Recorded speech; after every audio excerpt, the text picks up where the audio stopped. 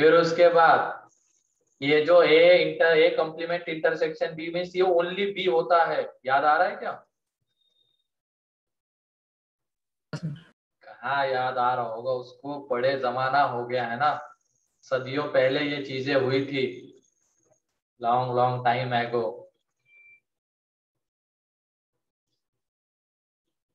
तो ये है अब उन दोनों का यूनियन, मतलब ये एक तरीके से ए डेल्टा भी दिखा,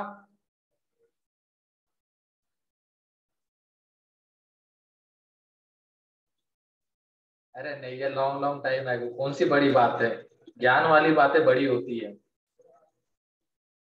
ठीक है, तो ये आ गया इनका यूनियन, यूनियन ही बोला गया है। अब उसके बाद ये हमें बताना है, तो क्या करेंगे, probability of A union B में से probability of A intersection B को माइनस कर देंगे। क्या नयन, क्या कर रहे हो? ठीक है,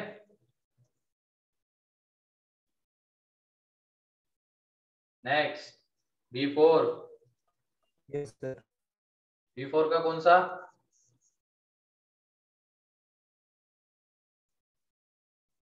अरे बोलो, डरो मत। सर वो B3 के लिए यस बोला था सर, B4 हो गए हैं।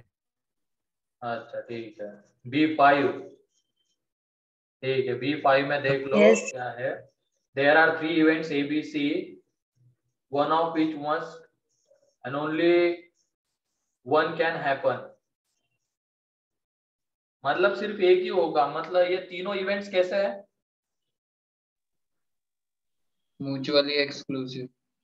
म्यूचुअली एक्सक्लूसिव है, कोई कॉमन नहीं आएगा, अगर ए हो रहा है तो बी नहीं हो पाएगा, मतलब ए इंटरसेक्शन बी 5 आएगा क्या?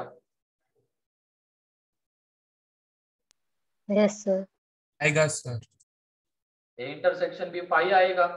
मीन्स मान लो एक रेस चल रही है, 3 आदमी है, P1 P2 P3, P1 जीतेगा उसके मतलब वो इवेंट ए है, P2 जीतेगा वो बी है, P3 जीतेगा वो सी है, तो तीनों एट अ टाइम मतलब, और इसमें कोई एक नाम आया होगा, देखो इसमें आगे, पता नहीं वो नाम नहीं याद आ रहा है मुझे, एक्सरसाइज 2 में है किसी क्वेश्चन में, डेड लॉक या ऐसे कुछ तो नाम है, मतलब तीनों एक साथ नहीं जीत सकते, ऐसा कुछ है।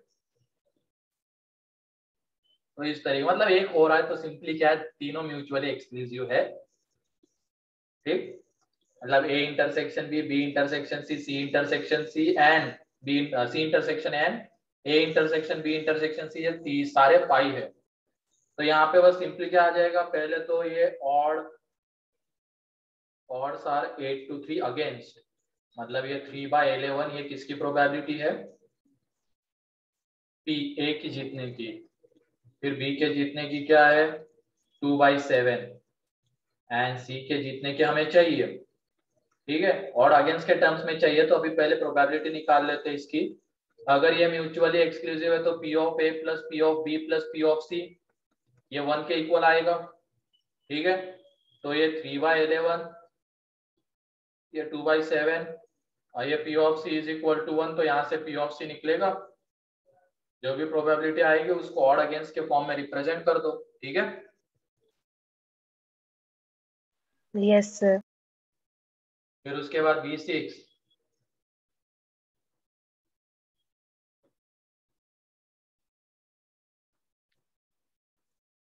B7,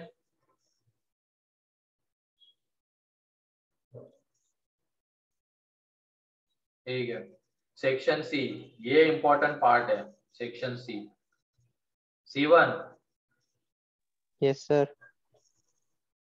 इसमें डाउट आ गया पहले, इसमें क्या डाउट क्या आया?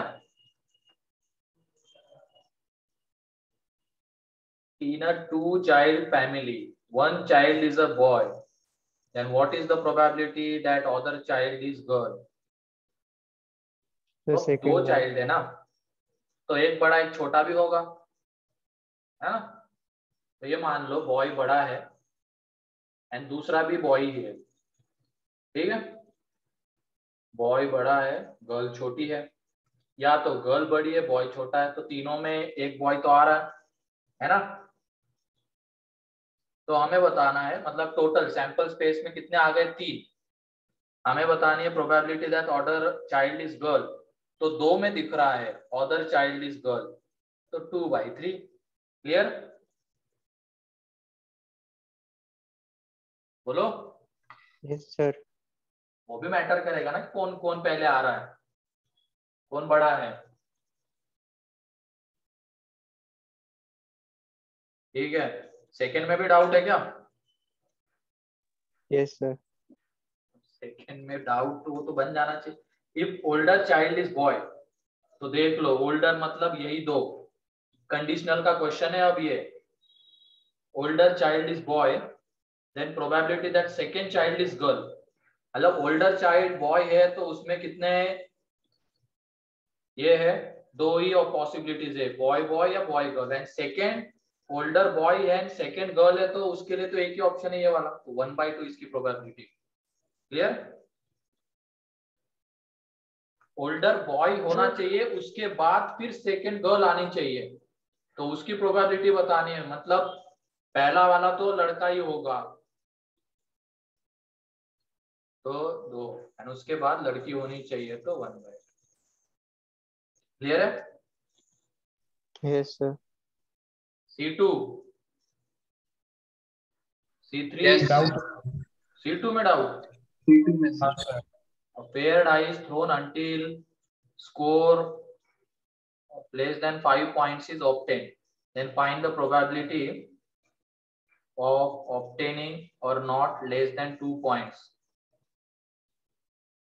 on last throw. तो इसमें पहले देख लो C5 का भी, C5 का एक मिनट देखो पहले क्या है। A paired die is thrown until a score less than 5 points is obtained. ठीक है, जब तक 5 पॉइंट्स ऑब्टेन नहीं हो जाता तब तक ये खेल रहे। Then find the probability of obtaining not less than 2 points on last throw. Last throw पे लेस देन 2 नहीं आना चाहिए, तो इसको डील करना है।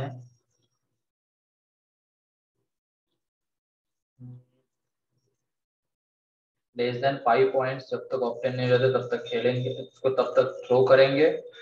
Find the probability of obtaining not less than 2 points. Bayes theorem नहीं है। 2 पॉइंट्स ऑन लास्ट थ्रो, मतलब एक तरीके से देखा जाए कि इसमें हमें क्या चाहिए कि फेयर डाई को थ्रो करना है, प्रोबेबिलिटी बतानी है ऑब्टेनिंग नॉट लेस देन।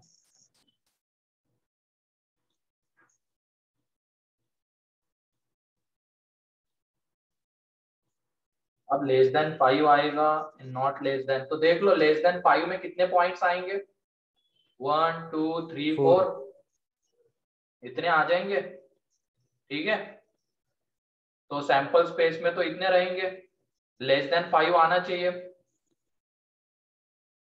तो 4। एंड उसके बाद लास्ट थ्रो में, मतलब लास्ट थ्रो किसके लिए ये किया गया होगा, जीतने के लिए। जीतने के लिए थोड़ी बोलेंगे, pair die is thrown until less than 5 points is obtain. तो जो भी लास्ट थ्रो है उसके ऊपर पहले तो ये मान लेते हैं कि अगर लेस देन 5, इस तरीके से देखो इसको, लेस देन 5 अगर थ्रो करेगा तो वो जीत जाएगा। ठीक है, तो लास्ट थ्रो की बात करेंगे हम लोग यहाँ पे। जब वो जीत जाएगा तो वहां पे वो 1 थ्रो कर सकता है, 2 3 4, तो ये 4 पॉसिबिलिटीज है। ठीक है, वो 4 तरीके से जीत सकता है। ठीक, अब उसमें से हमें क्या चाहिए कि वो कैसे जीतना चाहिए, कि उसमें लास्ट थ्रो में क्या आना चाहिए, लेस देन 2 नहीं आना चाहिए। मतलब क्या क्या आ सकता है, 2 आ सकता है, 3 आ सकता है, 4 आ सकता है, तो 3/4। क्लियर? बोलो। Yes sir. सर हाँ, सर ये तो वो इनफाइनाइट जीपी वाला क्वेश्चन है। उससे भी कर सकते हो, उससे भी जा सकते हो।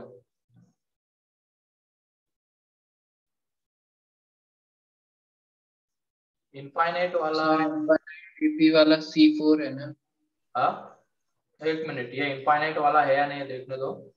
Sir? Data is infinite thrown वाला until the C4 score है। less than 5 point is obtained. Find the probability of obtaining not less than 5 point on the last throw. नहीं नहीं, ये उसका तो नहीं बोल सकते हैं क्योंकि इनफाइनाइट वाले से जाएंगे लास्ट थ्रो में हम। सर ए गिवन बी से हो सकता है ना? हाँ ए गिवन बी करके। इनफाइनाइट वाले में कैसे कन्वर्ट करें इसको? सर हाँ सर पहले इनफाइनाइट वाले से लेस देन 5 की प्रोबेबिलिटी हाँ, निकालेंगे उसके और बाद लेस देन 2 वाले की, मतलब नॉट लेस देन 2 वाले की। वो बेस हाँ थ्योरम। तो वैसे तुमने क्या आ रहा है क्या उसका आंसर? नहीं सर, आंसर मैच नहीं कर रहा था इसलिए वो डाउट।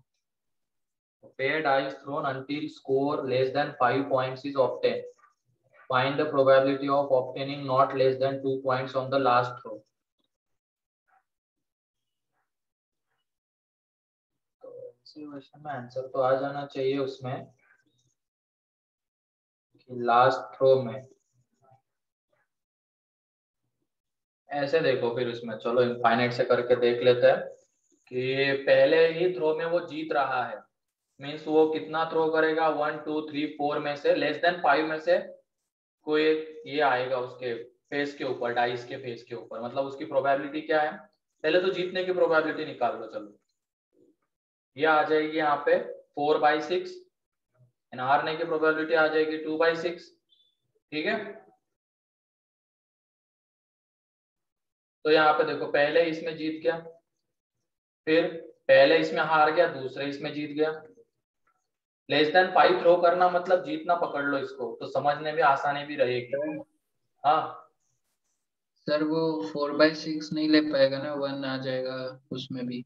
अरे रुको तो सही, अभी मैं बस लेस देन 5 की बात कर रहे हैं, हम सैंपल स्पेस की बात कर रहे हैं। ठीक है, फिर उसके बाद 2/6 दूसरे में भी हार गया, पहले में हार गया, दूसरे में भी हार गया, तीसरी बार जीत गया। ऐसे चलता जाएगा। तो ये जीपी है, एंड जीपी का कॉमन रेशियो क्या दिख रहा है? 2/6। 4/3। 2/6।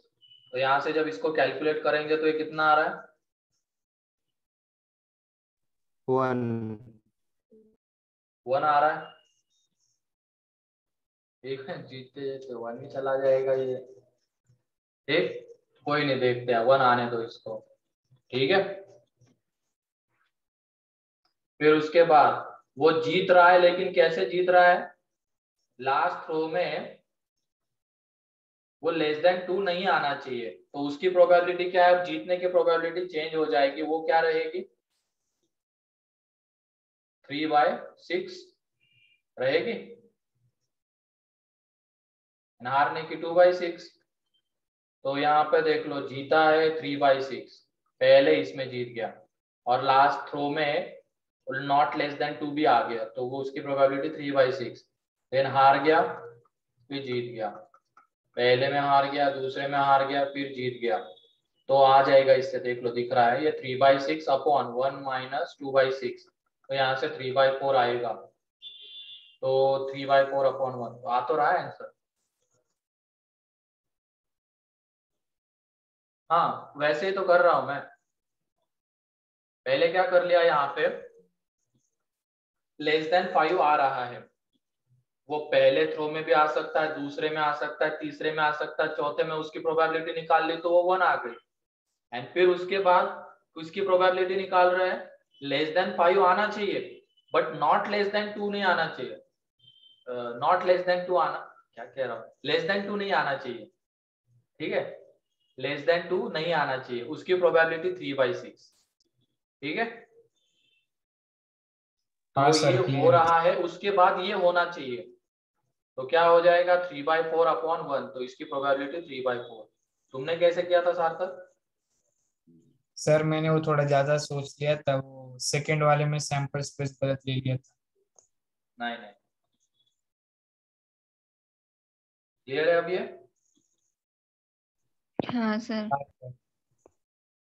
इनफाइनाइट वाले से भी देख सकते हो, उससे भी 3/4 ही आएगा। ठीक है, उसके बाद C3, C4, Yes, sir. C4, A, B, C in order draws a card from a pack of cards, replacing them after each draw on condition that first who draw a spade shall win a prize. Find, मतलब अब ये infinite का, ये clearly infinite का दिख रहा है। वो C2 को भी इनफाइनाइट वाले से किया और उसमें कंडीशनल का भी टच था थोड़ा, लेकिन इसमें ऐसा नहीं है। इसमें एक ही जीतने की प्रोबेबिलिटी, पहले ए ड्रॉ कर रहा है, ठीक है, तीनों ऑर्डर बोला गया, तो पहले ए ड्रॉ करेगा तो वो पहले ही अटेम्प्ट में जीत जाए। और वो प्राइस कब जीतेगा? जब वो स्पेड को ड्रॉ करेगा। एंड स्पेड को ड्रॉ करने की, मान लो प्राइस जीतने की प्रोबेबिलिटी P है, तो वो 13 बाय कितने आ जाएगी? 52 मींस 1/4। एंड प्राइस नहीं जीतने की प्रोबेबिलिटी फिर कितनी रहेगी? 3/4 रहेगी। तो ये देख लो, पहले ही अटेम्प्ट में इसने प्राइस जीत लिया, मतलब स्पेड ड्रॉ कर लिया। फिर अभी हमें ए को ही प्राइस दिलवाना है, तो पहले ए ने ड्रॉ किया, स्पेड नहीं आया। फिर बी ड्रॉ करेगा, स्पेड नहीं आना चाहिए। सी ड्रॉ करेगा, स्पेड नहीं आना चाहिए। देन तो इसको पी एंड क्यू के टर्म्स में लिख लेते तो ज्यादा बेटर रहेगा। यहाँ पे पहले ही प्राइस जीत लिया। अब ए को प्राइस नहीं जीतना है पहले अटेम्प्ट में, बी भी नहीं जीतेगा, सी भी नहीं जीतेगा, देन पी जीत जाएगा। इस तरीके से भी ए जीत जाएगा, इस तरीके से भी ए जीतेगा। फिर पहले में स्पेड नहीं निकला, बी ने भी पहले अटेम्प्ट में नहीं निकाला, सी ने भी नहीं निकाला, ए ने भी पहले अटेम्प्ट में स्पेड नहीं निकाला, बी ने भी नहीं दूसरे अटेम्प्ट में, बी ने भी नहीं निकाला, सी ने भी नहीं निकाला स्पेड। अब उसके बाद तीसरे अटेम्प्ट में ए ने स्पेड निकाल लिया, मतलब वो प्राइस जीत गया। तो इस तरीके से एक सीरीज बनती जाएगी। इनफाइनाइट जीपी है ये, उसमें फर्स्ट टर्म पी है and common ratio Q cube है, ठीक है। उसके बाद बी के लिए क्या हो जाएगा?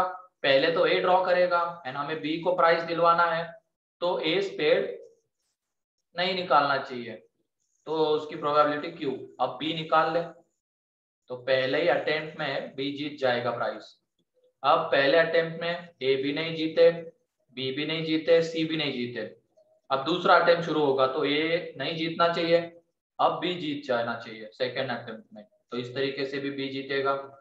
थर्ड अटेम्प्ट में अब बी जीत रहा मान लो, तो ये तीनों हारने चाहिए, अगेन तीनों स्पेड नहीं ड्रॉ करने चाहिए। देन थर्ड अटेम्प्ट में ए ने नहीं ड्रॉ करना चाहिए, बी ड्रॉ कर ले, तो इस तरीके से। तो इसकी फर्स्ट टर्म है Q P upon common ratio वही है क्यू क्यू, तो 1 - क्यू क्यूब इनफाइनाइट जीपी का सम, ऐसे ही सी वाला, ठीक है।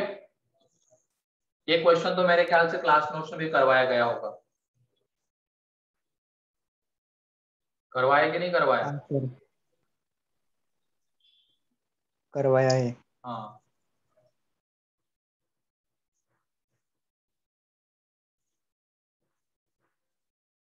फिर उसके बाद C5 में देख लो, there are 5 students in a class 11, 5 brilliant students in class 11 and 8 brilliant students in class 12. Each class has 50 students. The odds in favor of choosing class 11 are 2:3. One of the classes is chosen randomly and then student is randomly selected. Then find the probability of selecting brilliant student. ठीक है, brilliant student, मतलब ये total probability का question है, दिख रहा है? Yes sir.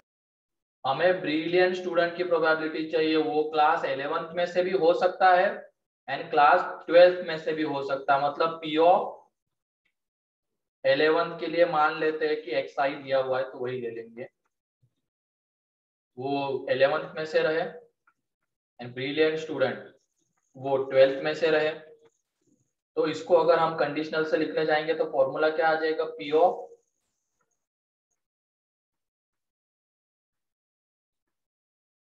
इस तरीके से लिख सकते हैं इसको, बताओ। Yes sir. Yes sir. फिर उसके बाद ट्वेल्थ क्लास की probability and then twelfth class select होने के बाद ब्रिलियंट स्टूडेंट आने की प्रोबेबिलिटी। अब ये देख लो क्लास 11 की प्रोबेबिलिटी क्या है, ऑड 2/5। इन फेवर, तो 2/5। अब उसके बाद ईच क्लास, हर एक क्लास में 50 बच्चे हैं, उसमें से अब ब्रिलियंट आना चाहिए, तो क्लास 11 में 5 ब्रिलियंट है, तो 50 में से 5 आने चाहिए, ठीक है। क्योंकि क्लास 11 को हमने सेलेक्ट कर लिया, क्लास में टोटल 50 बच्चे हैं, उसमें से ब्रिलियंट की 5/50। फिर उसके बाद क्लास 11 की अगर 2/5 है तो 12 की 3/5, एंड उसमें से अगर ब्रिलियंट आना है तो उसमें 8 ब्रिलियंट स्टूडेंट्स हैं, ठीक है। उसके बाद C6 C6 का 2 सर। अब ये बेस थ्योरम का क्वेश्चन है। अच्छा जेपी के लिए ये 0 होगा? अरे नहीं, मैं तो ये क्वेश्चन के डाटा को ही गलत समझ रहा हूँ। यहाँ पे 8 कैसे ब्रिलियंट स्टूडेंट है 12th में?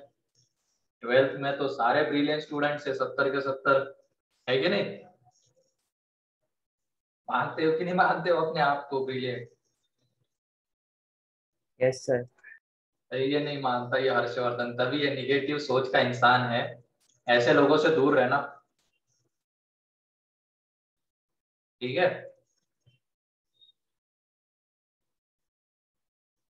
संगत का असर होता है। अच्छा तू क्यों खुद की तारीफ करे? अच्छा उतने लोग प्रेजेंट ही नहीं है क्या इधर? तो चलो 40, मैं एक हूँ, 39 स्टूडेंट्स, वहां पे 39 होना चाहिए था डाटा। एनीवेज हटाओ, अभी एक क्वेश्चन है, कुछ भी बना सकते हो उसमें।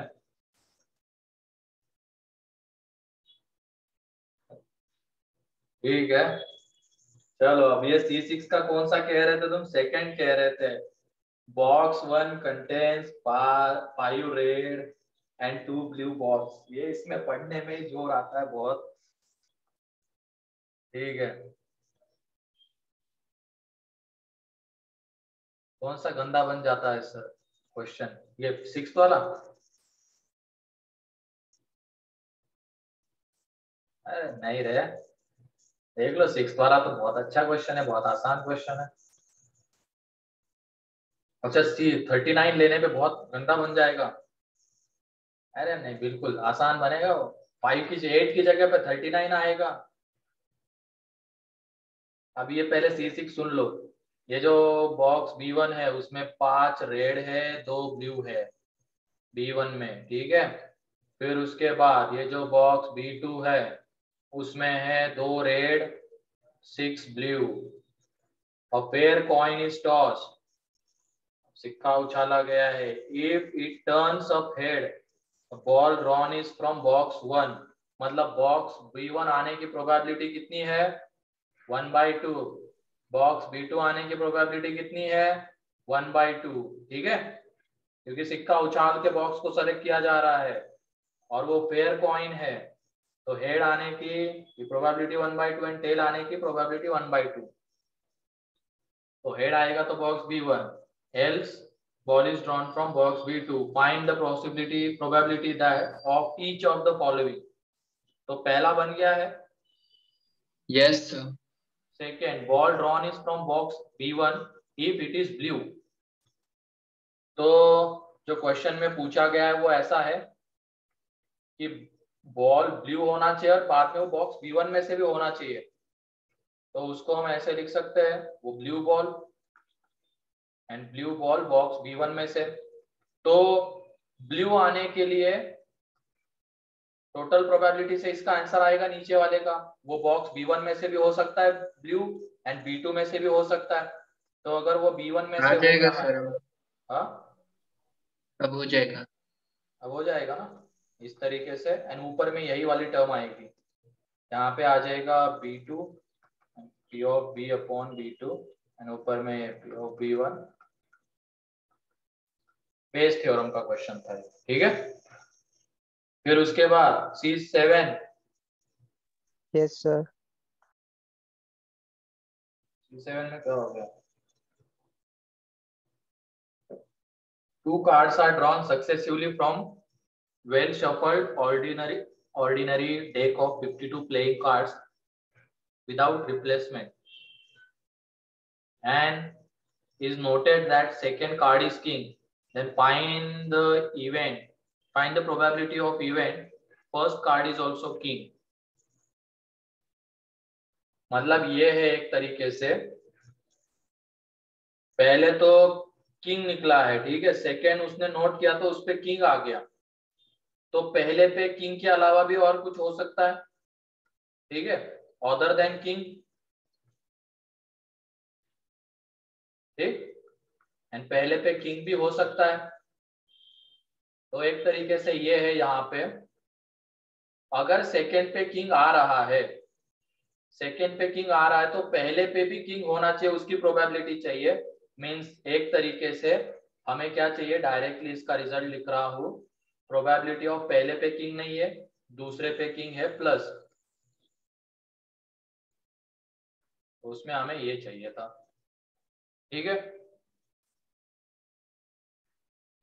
ये भी बेस का आंसर क्वेश्चन है ये, या बेस का नहीं लग रहा है तुम्हें लैंग्वेज पढ़ के? क्योंकि पहले उसने सेकंड कार्ड को नोट डाउन किया है, तो पहले पे किंग हो भी सकता है, नहीं भी हो सकता है, तो सेकंड पे किंग आने की प्रोबेबिलिटी, एंड उसके बाद सेकंड पे किंग आ रहा है तो पहले पे भी किंग होना चाहिए, तो ऊपर में आ जाएगा, ठीक है। अब यहाँ पे देख लो, फर्स्ट पे किंग नहीं आ रहा है तो उसकी प्रोबेबिलिटी कितनी है, 48/52, एंड उसके बाद वो कार्ड निकल चुका है, अब टोटल कितने कार्ड्स बचे, 51, अब उसमें से किंग आ जाए, ठीक। उसके बाद पहले पे ही किंग आ जाए मतलब 4/52, एंड दूसरे में भी किंग आ जाए तो 3/51 विदाउट रिप्लेसमेंट है, यहाँ पे भी वही 4/52 एंड 3/51। क्लियर है अब ये? Yes sir. ये आता है क्या 1/17? किसने किया है क्या इस तरीके से? सर हम डायरेक्टली भी कर सकते थे ना, वहाँ कैसे? वहाँ पे फर्स्ट कार्ड निकल लिया है तो वहाँ पे बचे 51, और यहाँ पे सेकंड कार्ड तो किंग था, अभी बचे 3 किंग्स, तो यहाँ पे 3/51 1/17। कैसे कैसे? वहाँ पे एक सेकंड कार्ड किंग है, ये ऑलरेडी नोट किया है, तो वहाँ पे बचे 51 कार्ड्स अभी, और इसमें 4 किंग्स और 1 किंग्स निकाल लिया है, तो हमें 3 किंग्स आएंगे उस इवेंट में, तो हाँ, ऐसे भी जा 3/51। सकते हो, ऐसे भी अगर सोच पा रहे हो तो बहुत बढ़िया। और ऐसे निकालने पे आता है, क्या देख भी लेते हैं ना, 4 × 3/48 × 4 प्लस 4 × 3, 4 कॉमन आ जाएगा तो 3/48 प्लस 3, हाँ आता है ना, यहाँ से भी आ जाता है 1/7।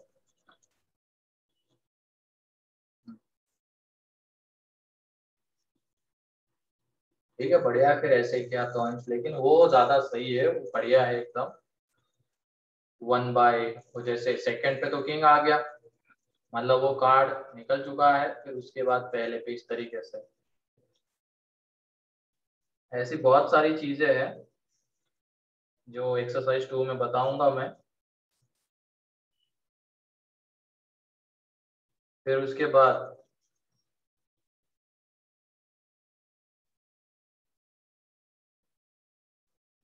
यहाँ पे C8,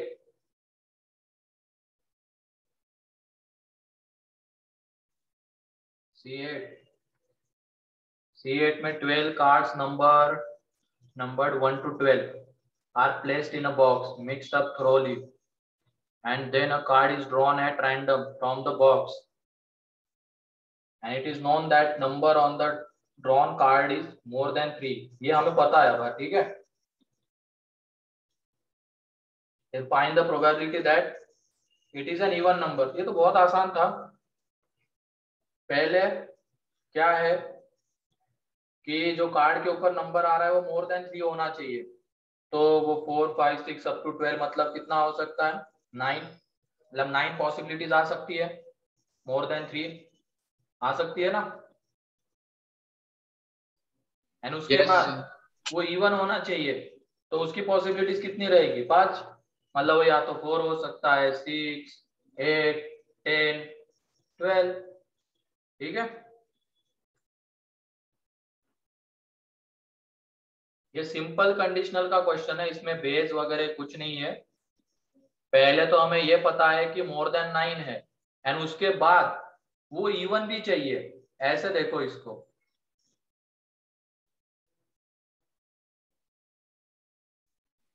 ठीक है प्रीति?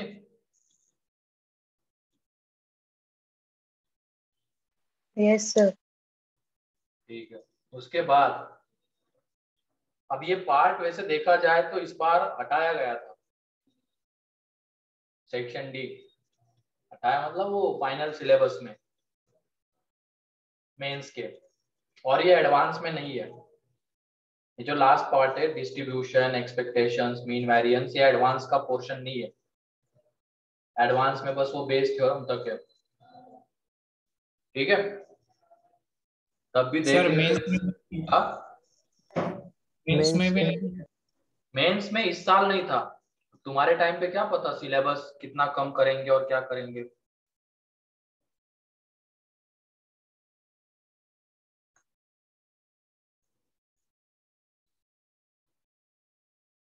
हाँ, डिस्ट्रीब्यूशन का बोर्ड के इसमें एक चैप्टर ही है पूरा, लेकिन ये एडवांस में इसके ऊपर क्वेश्चन नहीं पूछा गया है। मेंस में भी पूछे जाते लेकिन वो हटा दिया था सिलेबस से।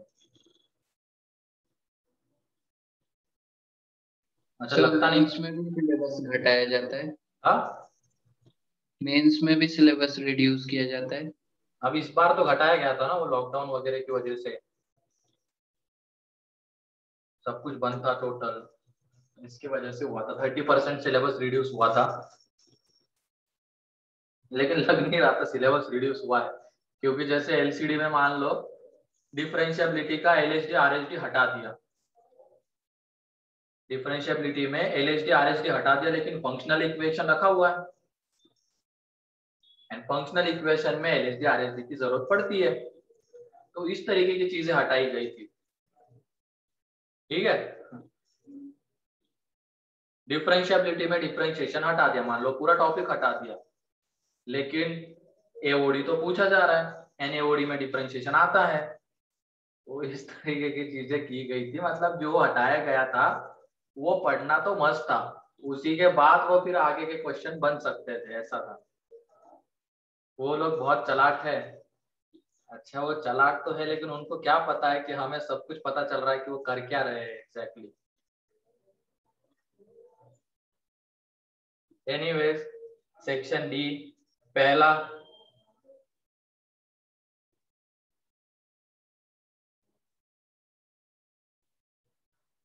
फर्स्ट डाउट है, second, third, fourth, four. Yes sir. Box contains 2 red, 3 blue balls. 2 balls are drawn successively with replacement. If getting a red ball on first draw, blue ball on second draw is considered a success, then write the probability distribution of success. Is given that above experiment is performed 3 times. अबे ये तो आसान था ना बहुत, ये आसान था ना। 3 बार एक्सपेरिमेंट हो रहा है तो एक भी बार सक्सेस नहीं मिले, पहले तो सक्सेस मिलने की प्रोबेबिलिटी निकाल लो। सक्सेस, पी फॉर सक्सेस लिख रहे हैं यहाँ पे, सक्सेस मिलने की प्रोबेबिलिटी कि बॉक्स में 2 रेड है एंड 3 ब्लू बॉल्स है, तो सक्सेस कब मिलेगा? सक्सेसफुली ड्रॉन विथ रिप्लेसमेंट भी बोला गया है। If getting a red ball on first draw, तो ये देख लो 2 बॉल ड्रॉ किए जा रहे हैं, तो पहले पे सैंपल स्पेस की बात कर लेते, पहले पे रेड आ जाए, ठीक है। एंड दूसरे पे भी रेड आ जाए, ये पॉसिबिलिटी है। पहले पे रेड, दूसरे पे ब्लू, यहाँ पे ब्लू, यहाँ पे रेड, ब्लू ब्लू, ये है। तो पहले पे रेड आना है, मतलब वो कितना है 2/5, दूसरे पे भी रेड 2/5, ठीक। लेकिन हमें चाहिए क्या था, सक्सेस मीन्स पहले पे क्या आना चाहिए, रेड बॉल, मतलब हमें ये चाहिए रेड ब्लू, ठीक है। मतलब ये चाहिए, ये बाकी कंसिडर करने की जरूरत नहीं। पहले पे रेड मीन्स 2/5 एंड उसके बाद 3/5 रिप्लेसमेंट बॉल को निकाला गया तो बाद में पुट भी किया गया, दूसरे पे ब्लू। तो सक्सेस कितना है यहाँ पे 6/25, तो फेल्यूर के लिए कितना होगा 19/25। ये P अगर 6/25 है तो फेल्यूर का Q 19/25। तो 3 बार ये एक्सपेरिमेंट परफॉर्म किया जा रहा है, तो X फॉर ये रैंडम एक्सपेरिमेंट, ये XI जो है वो लिख रहे हैं हम सक्सेस के लिए। तो 0 बार सक्सेस, 1 बार सक्सेस, ठीक है। फिर उसके बाद 2 बार सक्सेस भी आ सकता है या 3 बार सक्सेस भी आ सकता है। तो 0 बार सक्सेस मतलब हर बार फेल हो जाए तो QQ, 1 बार तो वो सक्सेस। अब देखो पहले 3 बार एक्सपेरिमेंट हो रहा है ना, तो इस तरीके की चीजें आएगी, पहले इसमें ही सक्सेसफुल हो जाए, बाकी दोनों इसमें फेल हो जाए, या तो पहले में फेल हो जाए, दूसरे में सक्सेसफुल, तीसरे में फेल, या तो पहले दोनों में फेल हो जाए, तीसरे में सक्सेसफुल हो जाए। तो इस तरीके से यहाँ पे आ जाएगा 3 times of P into Q square. Clear? यहाँ पे 3 times of P square into Q and यहाँ पे PQ। क्लियर है ये? कोई डाउट इसमें? Yes sir. ये भी कंसीडर करना पड़ेगा ना, 3 एक्सपेरिमेंट है 1 बाय 1 हो रहे, तो पहले पे सक्सेस बाकी दोनों पे फेल्यूर, या पहले पे failure then success then failure, ये अलग अलग चीजें है दोनों। फिर उसके बाद D5,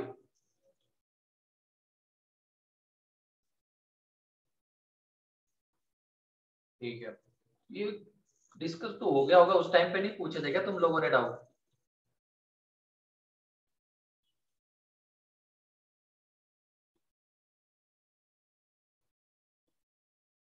उस टाइम पे नहीं पूछे थे क्या डाउट जब डिस्कस हुआ था ये?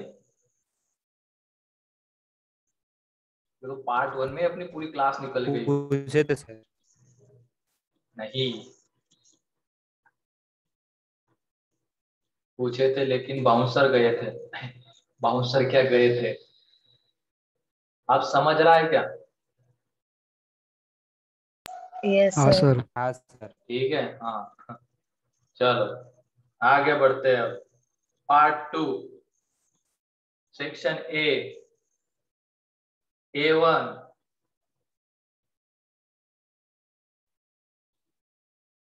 A2 A3 A4 A3 में क्या है, entries 2x2 determinants are chosen from set. अब वो हटाओ, अभी अभी डिटर्मिनेंट नहीं देखा है ना अपन ने। ऐसे 2x2 का डिटर्मिनेंट एक्सपांड करना तो आता है, बोलो। Yes sir. Yes sir. वो एक्सपांड करना आता है तो देख लो, बता ही देता हूँ। पहले तो कितने डिटर्मिनेंट्स बनते हैं वो देख लो। यहाँ पे कितनी पोजीशन से 2x2 के डिटर्मिनेंट्स में? 4। 4। ये 4 पोजीशन से। तो वहां पे हम क्या दे सकते हैं, -1 या 1 दे सकते हैं। तो ये बताओ टोटल कितने डिटर्मिनेंट्स बनते हैं वो हम निकाल रहे हैं। तो इसको कितने तरीके से फील कर सकते हैं? 16। बस इस वाले प्लेस को मैं कह रहा हूँ 2। तो इसको 2 तरीके से, इसको 2 तरीके से, इसको 2 तरीके से।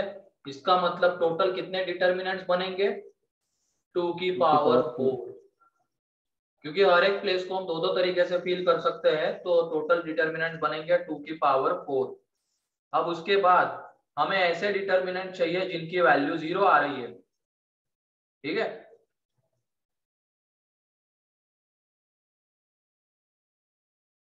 जिनकी वैल्यू 0 आ रही है तो उसके देख लो, ये यहाँ पे हम क्या कर लेते हैं, यहाँ पे 1 1 फिक्स कर देते हैं, फिर उसके बाद चेंज करते रहेंगे 1 1। एंड यहाँ पे 1 1 आ रहा है, तब भी देखो डिटर्मिनेंट की वैल्यू 0, यहाँ पे 1 1, यहाँ पे -1 -1, ठीक, तब भी डिटर्मिनेंट की वैल्यू 0। अब एक काम करते हैं, ऊपर वाली रो की जगह पे हम क्या कर लेते हैं, एक 1 और एक -1 रखते, तो पहला वाला 1 देन -1, फिर यहाँ पे डिटर्मिनेंट की वैल्यू 0 लानी है, तो ये भी 1 और ये -1, तो देख लो डिटर्मिनेंट की वैल्यू 0 आ जाएगी। इसे एक तरीके से क्या किया हमने, ये वाली रो को कॉलम में लेके आ गए, ऐसा दिख रहा है सिंपली। फिर यहाँ पे -1 1 -1 1, ठीक है, ये आ गया। उसके बाद ये 4 तो हो गए, फिर चारों प्लेसेस पे -1 आ जाए, मतलब ऊपर वाले दोनों -1 हो जाए, तो यहाँ पे -1 -1 ले सकते हैं, 1 1 ले सकते हैं, ठीक है। मतलब एक काम करना है, इस डिटर्मिनेंट को माइनस से मल्टीप्लाई कर देना है, इसको माइनस से मल्टीप्लाई कर देना है पूरे को, एंड डिटर्मिनेंट में ये प्रॉपर्टी होती है, अगर माइनस से मल्टीप्लाई करते तो सारे एलिमेंट्स हो जाते हैं मल्टीप्लाई, तो इस तरीके से काउंटिंग करके हमें बताना होता है, तो इस वजह से अभी इसको रहने ही दो, वही सही है, डिटर्मिनेंट्स में देख लेंगे।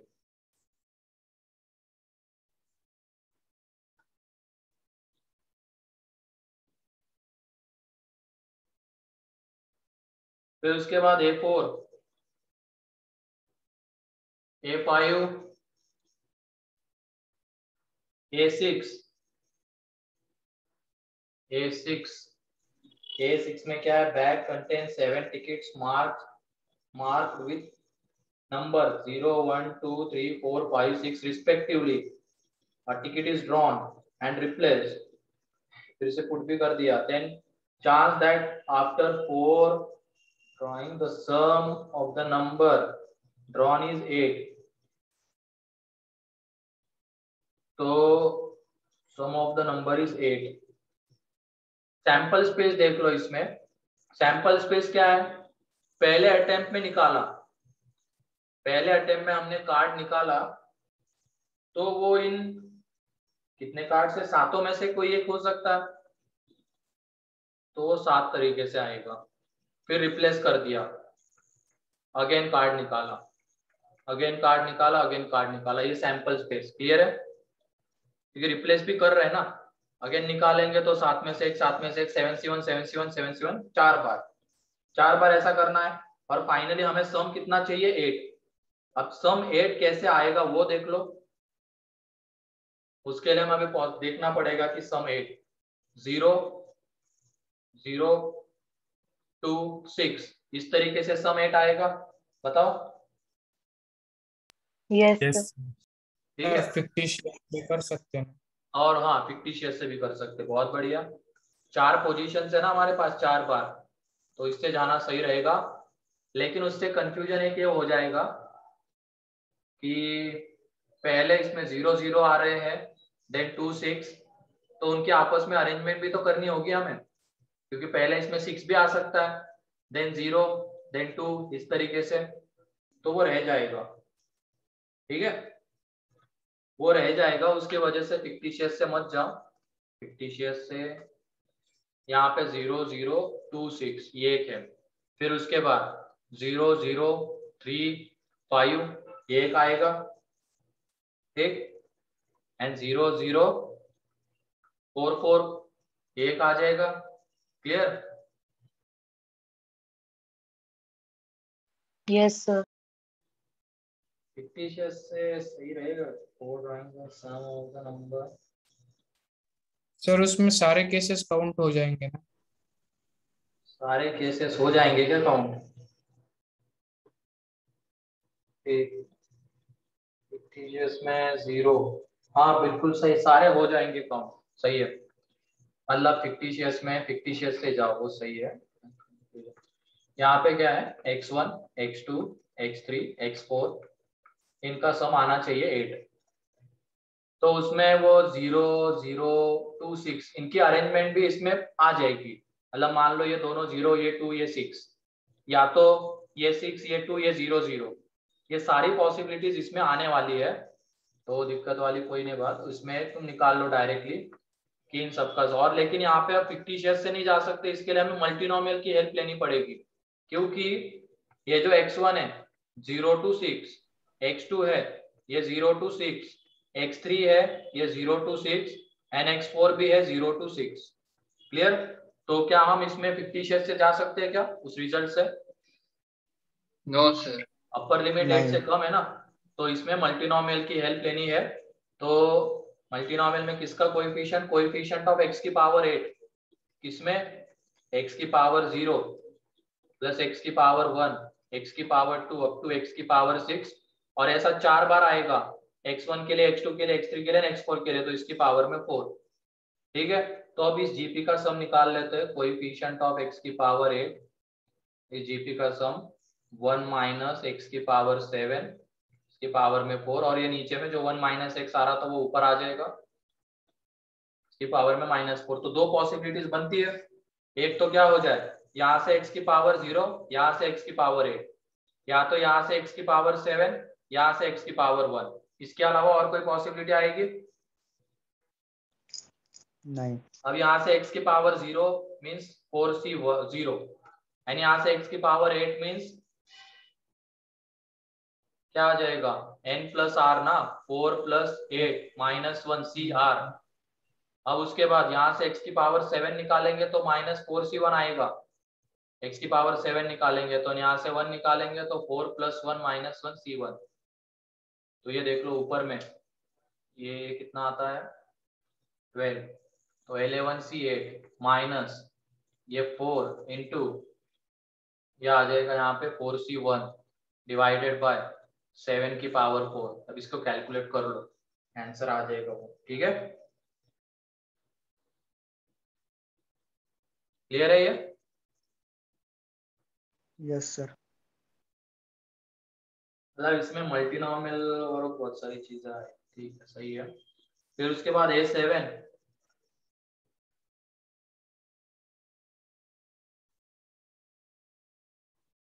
A8 है ही नहीं। Section B, B1, B2, doubt. Yes sir. B2 में डाउट है। If two subsets A and B of set S containing n elements are selected at random, then probability that A intersection be 5 and A union B S। और ये तो आसान है ना रे, ये देख लो सैंपल स्पेस 4 की पावर n आएगा, क्योंकि S में टोटल n एलिमेंट्स है और हर एक एलिमेंट के लिए 4 पॉसिबिलिटीज, या तो वो A में रहे, B में रहे, दोनों में रहे, या किसी में ना रहे। एंड उसके बाद हमें अब ये इवेंट जो दिया होगा A इंटरसेक्शन भी 5, मतलब दोनों में एट अ टाइम प्रेजेंट नहीं होना चाहिए, या तो सिर्फ A में रहे या सिर्फ B में रहे, दोनों में एट अ टाइम नहीं होना चाहिए। एंड A यूनियन B अगर S आ रहा है, इसका मतलब दोनों में से किसी एक में तो होना ही चाहिए, मीन्स ये बाहर वाला दोनों में नहीं है, ये वाली पॉसिबिलिटी भी नहीं आएगी। तो यहाँ पे हर एक एलिमेंट के लिए कितनी पॉसिबिलिटीज? 2 की पावर 2, दो पॉसिबिलिटीज, तो 2 की पावर है। क्लियर? ऐसे क्वेश्चन किए है ना पीएनसी में? हाँ सर, वो क्लिक नहीं हुआ था। और उसके बाद B3,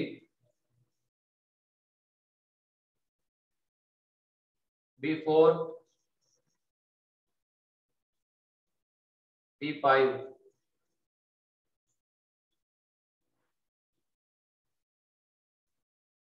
तो सेक्शन बी तक कोई डाउट? आज के लिए इतना ही रखते हैं, टाइम भी बहुत हो गया है। तो कोई डाउट रह गया इसके पहले में? Sir B4।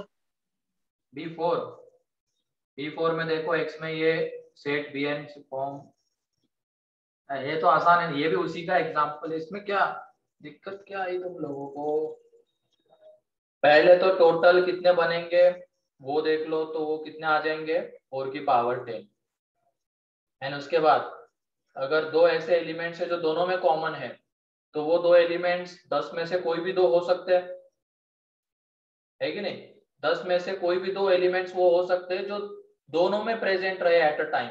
मान लो वो 10 में से जो एलिमेंट्स ले रहे हैं वो 1 और 2 है, वो इसमें भी है, वो इसमें भी है, मतलब उन दोनों एलिमेंट्स के लिए एक एक पॉसिबिलिटी है, उन दोनों एलिमेंट्स के लिए एक एक पॉसिबिलिटी है। एंड बाकी बचे हुए कितने एलिमेंट्स है? 8। तो उन 8 एलिमेंट्स के लिए कितनी पॉसिबिलिटीज रहेगी? 3। या तो वो ए में रहे, या सिर्फ बी में रहे, या दोनों में ना रहे। तो हर एक एलिमेंट के लिए 3 पॉसिबिलिटीज, तो 3 की पावर है। तो यहां से तुम्हें उसका आंसर मिल जाएगा। ठीक है? Yes sir. हाँ, क्या कह रहे थे कोई और? तुम्हारे लिमिट के क्वेश्चन सब नेक्स्ट लेक्चर में समझ लेते हैं ना निखिल? हाँ बोलो आर्य।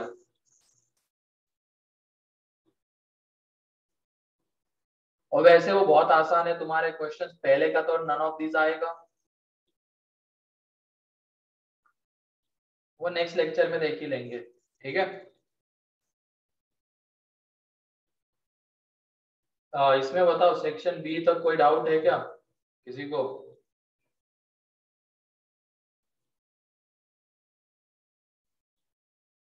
ठीक है, तो और एक ऐसा सेशन रखेंगे इसी वीक में, एंड फिर इसका डिस्कशन कंप्लीट करने की ओर बढ़ जाएंगे। कंप्लीट तो नहीं हो पाएगा, कोशिश करेंगे पूरी। ठीक है? एक्सरसाइज 2 में मजा आएगा इसके, ऐसे ऐसे क्वेश्चन है, ऐसे ऐसी लैंग्वेज है, उसमें समझने में दिक्कत आ जाती है। अरे तुम्हारा कोनिक का डाउट बहुत पहले भेजा था तुमने, देख लेंगे उसको, उसमें बहुत डाउट्स है एक्सरसाइज 2 में।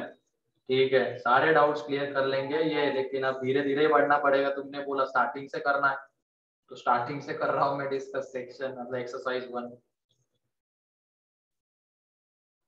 सॉल्व करके तो रखो, पूरा डिस्कशन कर लेंगे। ठीक, अच्छे से कर लो ये टॉपिक, क्योंकि उसके एडवांस में 2 क्वेश्चन आते हैं।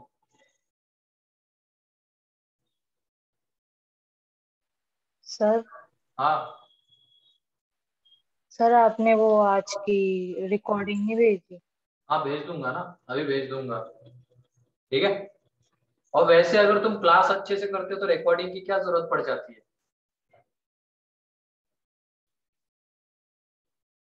मतलब ये आदत बिल्कुल मत रखना, अगर तुम क्लास अच्छे से कर रहे हो, सही से सुन रहे हो, क्लास में क्लास नोट्स बना रहे हो, तो फिर बाद में रिकॉर्डिंग देखने की जरूरत नहीं पड़नी चाहिए। क्लास नोट्स है ना तुम्हारे पास, तो उसमें से देख के समझने की कोशिश करो।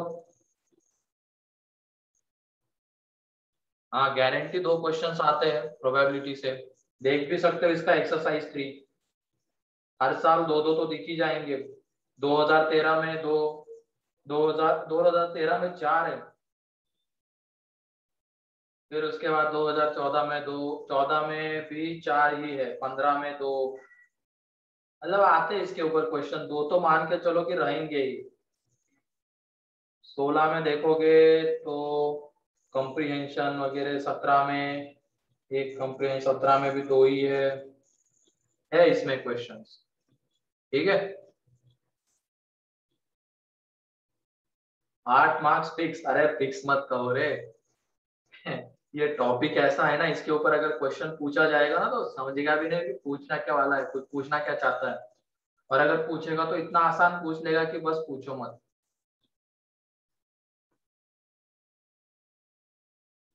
ठीक है? खौफनाक टॉपिक है, बच्चे खौफ में रहते हैं इन 2 टॉपिक की वजह से, पीएनसी एंड प्रोबेबिलिटी।